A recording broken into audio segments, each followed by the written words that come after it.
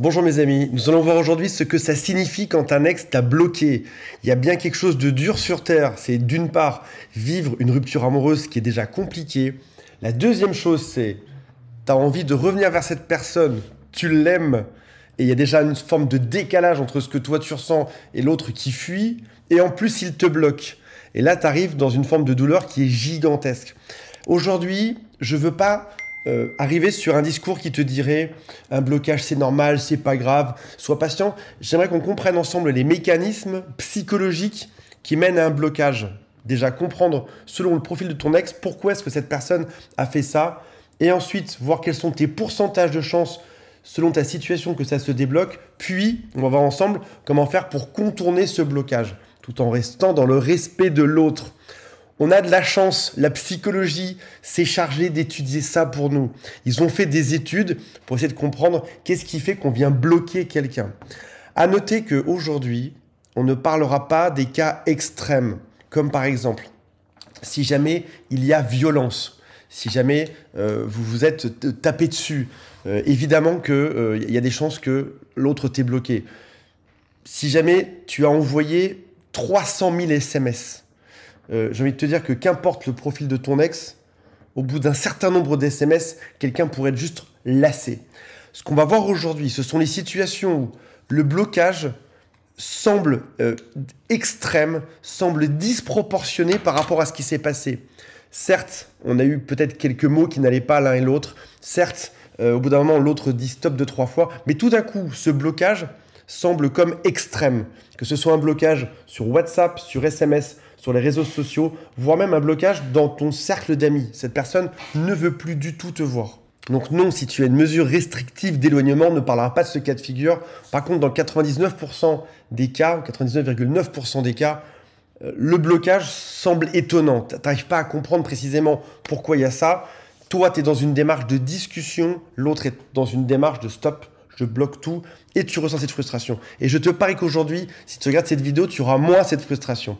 Avant qu'on parle de ceci, je te parle de cela. Petit aparté dans la vidéo, pour celles et ceux qui se demandent s'il y a une chance de récupérer leur ex ou si c'est peine perdue. Mon équipe et moi-même avons réalisé un test qui s'appelle « Avez-vous une chance de récupérer votre ex ?» Faites ce test en moins de 60 secondes et vous saurez exactement où vous en êtes. Et surtout, quelles sont vos chances de récupérer cette personne. Cliquez sur le lien dans la description et commencez dès maintenant. Alors on va commencer par ce qui s'appelle la régulation émotionnelle, par l'évitement des déclencheurs.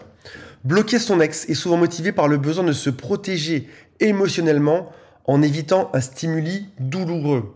Typiquement, toi tu es dans cette démarche de communication, tu veux aller de l'avant, tu veux résoudre des problèmes, sauf qu'en fait, à chaque fois que tu communiques, à chaque fois que ça pop avec ton nom, ça vient rappeler, pas des traumas, mais des choses très négatives chez l'autre. Et cette personne ne veut plus ça aujourd'hui. Alors si cette personne t'a bloqué sur les réseaux sociaux, il y a une étude qui parle de ça, qui montre que être exposé à la présence en ligne d'un ex-partenaire, comme voir ses photos, ses statuts, tu sais que certains ont parfois tendance à mettre des citations un peu dépressives ou des messages codés dans leurs statuts ou dans leurs publications, eh ben, ça vient raviver la tristesse ou la jalousie ou le manque, ce qui empêche ton ex de prendre une distance émotionnelle.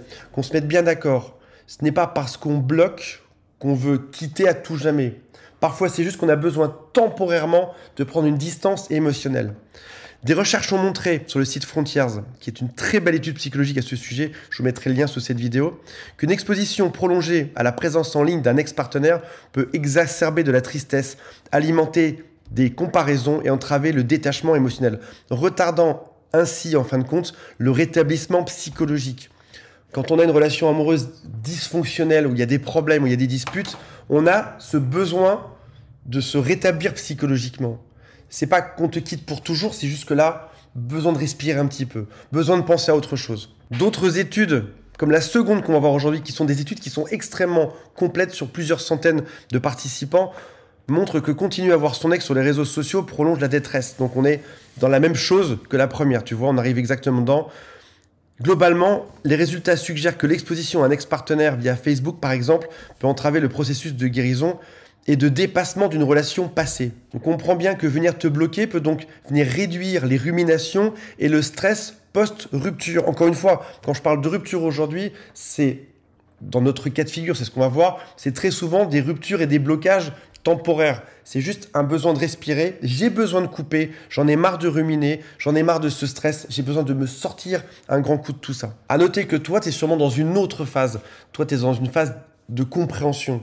Tu essayes de comprendre l'autre, ou tu essayes de montrer ton point de vue, tu essayes de résoudre. Sauf qu'il faut que deux personnes soient dans la même phase de résolution pour que ce problème puisse être résolu. Si l'un des deux est dans trop de stress, ce problème ne sera pas résolu, même avec les meilleures intentions du monde. Donc on comprend bien que couper ce lien numérique, que ce soit réseaux sociaux, que ce soit par message, permet une forme de pause cognitive. Dans cette troisième étude, des chercheurs recommandent d'ailleurs aux personnes très affectées par une rupture amoureuse, même s'ils en sont à l'origine, de se déconnecter de leur ex sur les réseaux sociaux, que ce soit temporairement ou définitivement, afin de favoriser une guérison émotionnelle.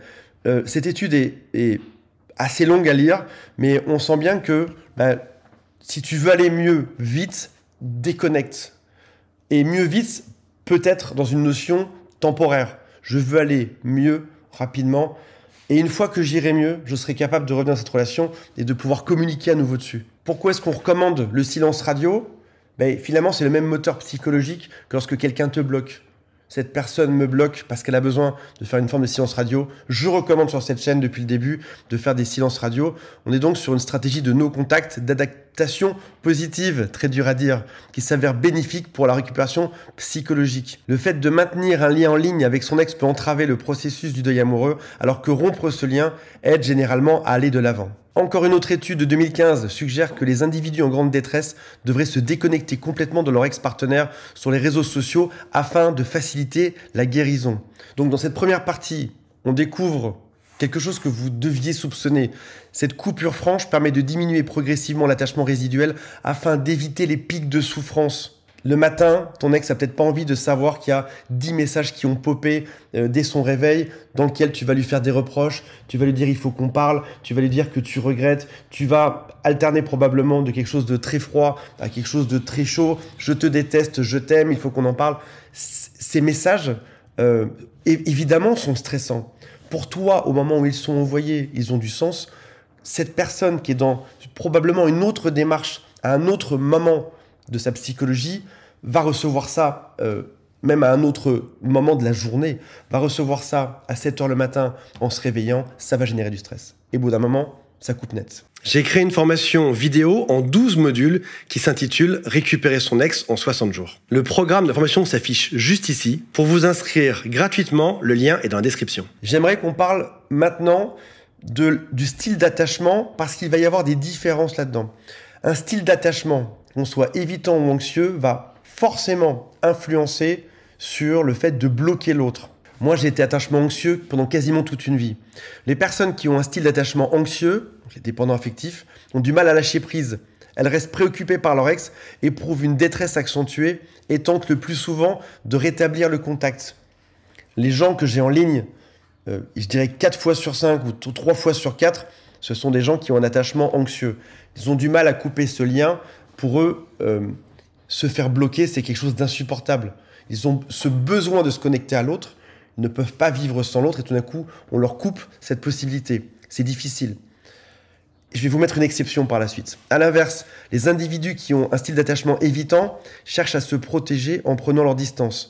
Ils vont donc minimiser le contact afin d'atténuer l'impact émotionnel de la séparation. Ce qui signifie donc que bloquer son ex correspond à une stratégie typique des profils évitants. C'est éviter la douleur en coupant le lien. Alors que statistiquement, et moi j'en suis le contre-exemple de ce que je vais vous dire, alors que statistiquement une personne anxieuse sera plus encline à continuer de surveiller son ex ou hésitera à rompre complètement le contact.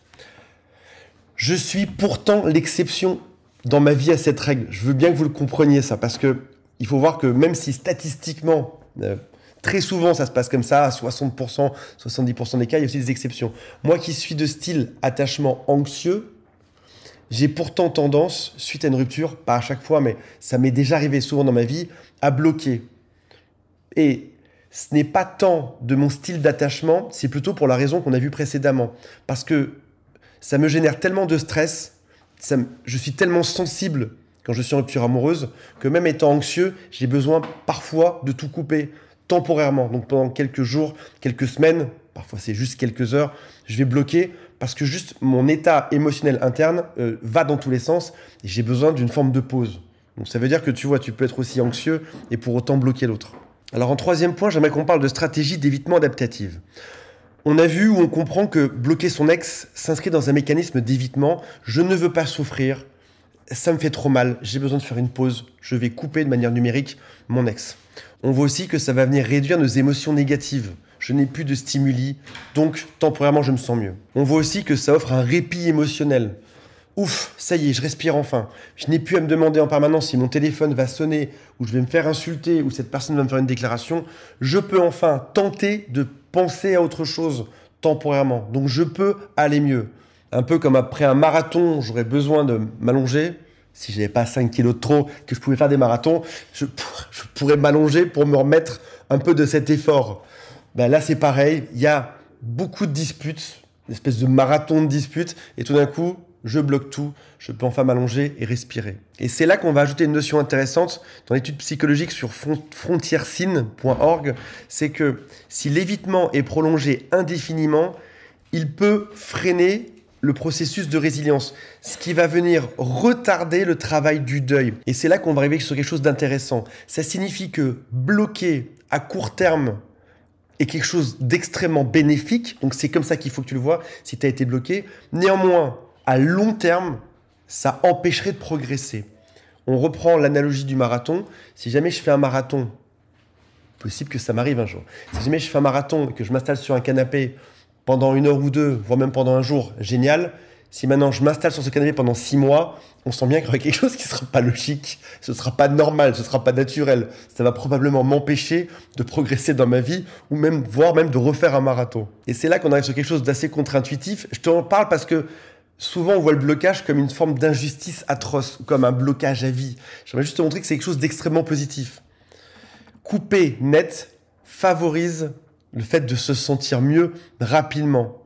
Il y a aussi des gens qui sont, alors c'est seulement 15% des personnes dans cette étude de 2021, qui ont ce qui s'appelle des rites de nettoyage. 15% des gens bloquent et suppriment tout dans la foulée, parce qu'ils se sentent mieux par la suite. Et les gens qui font ça sont moins en détresse émotionnelle, comparativement à ceux qui restent actifs en ligne, à ceux qui viennent espionner, surveiller, et que ce soit en ligne ou même dans la vraie vie, appeler les copains, la famille, etc. Dans cette même étude, on voit que les gens qui espionnent fréquemment leurs ex multiplient les réactions impulsives, demeurent plus en détresse. Donc oui, en effet, bloquer temporairement de la part de ton ex peut être une bonne chose, tout à passer en silence radio et tout effacer, même pour s'en mettre après ensemble, sera une extrêmement bonne chose. Dans une autre étude, parce qu'encore une fois, on a de la chance que nos psychologues du monde entier s'intéressent à ça. Par qui sont-ils payés? Quels sont les fonds d'investissement qu'ils mettent là-dedans? Je ne sais pas. Rester ami avec son ex sur Facebook atténue certes le sentiment du manque, mais le souci, c'est que tu auras moins de croissance personnelle. Donc, c'est-à-dire que tu es comme un peu abreuvé par la présence de ton ex, tu as moins de manque, mais par contre, tu as du mal à progresser par la suite. Une rupture amoureuse peut avoir ça de commun avec du sevrage, si on parle d'une personne qui est droguée. On voit bien que cette personne te manque comme une drogue te manquerait. Et couper net va forcément favoriser le fait d'aller mieux. Admettons qu'une personne soit alcoolique et qu'elle dise « je vais faire ce qui s'appelle une prise d'alcool contrôlée. Je suis dans quelque chose de contrôlé. Donc, je ne boirai plus chaque jour, matin, midi et soir. Je vais juste boire de manière contrôlée, dosée. Par exemple, juste le vendredi soir et le samedi soir. » Il y a de fortes chances que cette personne rechute. Alors que si jamais un alcoolique s'inscrit aux alcooliques anonymes et coupe définitivement et avec son petit badge marque dessus le nombre de jours qu'il a tenu, on sent bien qu'il y a plus de chances que ça fonctionne. Ton ex, c'est pareil. Si jamais tu microdoses, si jamais tu tentes d'être dans le fait de le voir ou de le contacter de manière contrôlée, de fortes chances que tu sois un peu plus triste versus si tu coupes un grand coup, ça ira mieux. Donc on remarque que toutes les études convergent sur l'idée que la distance numérique claire aide à tourner la page et aller mieux, tout en préservant la santé mentale. Il y a bien évidemment une question que tu dois te poser, c'est est-ce que les ex débloquent? La réponse est oui, je vous donne les statistiques dans un instant. Les ex débloquent souvent lorsque du temps a passé, quand leur charge émotionnelle a diminué. Je te bloque pour me protéger, pour aller mieux, pour me guérir. Une fois que ça va mieux, je peux enfin te débloquer. Ça, c'est la première chose. Deuxième chose, lorsqu'ils perçoivent un changement chez toi. Et la troisième, pourquoi est-ce qu'on dit que le silence radio dure de quelques semaines jusqu'à quelques mois? Parce qu'au bout d'un moment, les mauvais souvenirs s'effacent et ils commencent à douter. Il commence à y avoir du manque. Et ça va arriver surtout si la relation était intense et qu'ils ne trouvent pas la même intensité ailleurs. Le style d'attachement va venir jouer aussi. Une personne qui est évitante ou hypersensible peut bloquer rapidement, mais elle peut aussi débloquer très rapidement au moment où elle est rassurée. Quand est-ce qu'un ex va conserver le blocage? C'est quand ils ont été harcelés, relancés, traqués, ou encore s'ils ont trouvé une nouvelle relation stable. Ils veulent vraiment passer à autre chose, ils vont préférer oublier. Ils peuvent aussi rester bloqués quand la relation a été très toxique, la rupture a été très violente, ils ont eu extrêmement mal. Ils ne souhaitent pas rejouer ce genre de choses. Donc si jamais tu n'es pas dans l'un de ces cas de figure, il y a de fortes chances que ton ex te débloque à un moment donné. Et dis-toi bien une chose, c'est que ce blocage, il est nécessaire. C'est une bonne chose. Ton ex en a besoin pour aller mieux. Les études montrent que plus de 60% des gens finissent par reprendre contact en ligne après un blocage qui est donc temporaire. Ce qui est intéressant, c'est de noter que ce déblocage est souvent indirect et silencieux. Tout à coup, si jamais tu vas regarder sur WhatsApp, tu vois à nouveau sa photo de profil. Tu comprends pas, tu n'as pas été prévenu, il s'est rien passé, mais cette personne t'a débloqué. Alors, quelle est la meilleure stratégie face à un blocage? Tout d'abord, c'est accepter. Ce blocage, c'est un signal de détresse ou de protection. Ce n'est pas ton ex qui rentre en guerre contre toi. Ce n'est pas quelqu'un qui veut te détruire exprès. Ce n'est pas une personne qui veut te faire du mal. C'est juste quelqu'un qui tente d'aller mieux. Donc, ne pas chercher à harceler, ne pas chercher à insister, ne pas chercher à passer par la famille, ne pas chercher à envoyer des lettres. Respecte la distance et entre dans une phase de silence radio qui est dite sincère.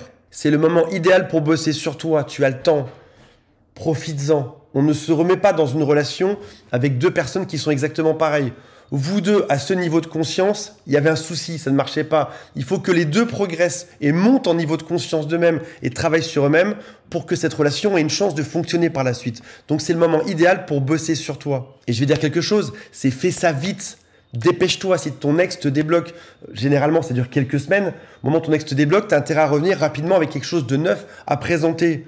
C'est pas le moment de se lamenter sur soi ou de se dire je sais pas où j'en suis, j'ai mal, je pleure. Non, tu veux récupérer ton ex, bosse sur toi maintenant. À un moment donné, tu vas devoir montrer les preuves que tu as changé. Si vous envisagez de récupérer votre ex et que vous avez besoin de soutien, sachez que depuis 10 ans, je travaille avec des coachs et des psychologues pour accompagner les VIP chez jerécupéremonex.com. Nous ne proposons pas une solution miracle, mais un travail sérieux qui est d'ailleurs noté 4,5 sur 5 sur Trustpilot. Pour en savoir plus, prenez rendez-vous gratuitement avec l'un des membres de notre équipe. Au moment où ça se débloque, vas-y avec un message bienveillant, en douceur.